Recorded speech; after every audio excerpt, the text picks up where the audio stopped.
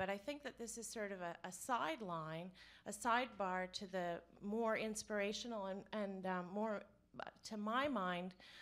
more intriguing aspect of the American bar, the role it played in social and political history, which I think so many people in this room are really aware of.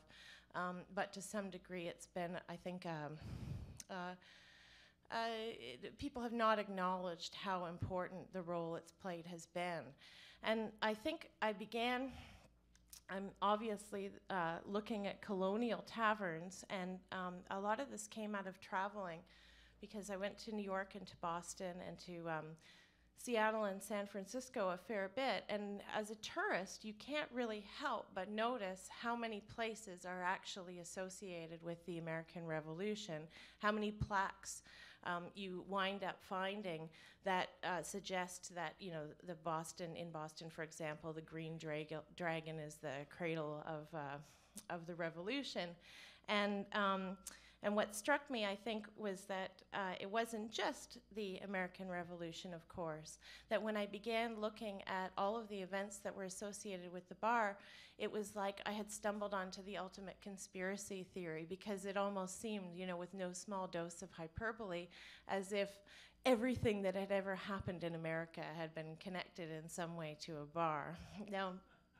that's perhaps a bit of an exaggeration, but you know, of course, about the American Revolution, but before that, it turned out that the Salem witch trials have a connection to the bar, and nobody can know precisely what happened in those taverns where the owners were persecuted, but there's sort of a suggestion that the Salem witch trials were a reaction to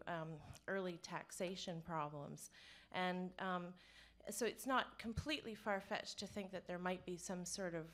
pre-story going on there. In addition, the Philadelphia election riots, the slave riots of New York in 1742,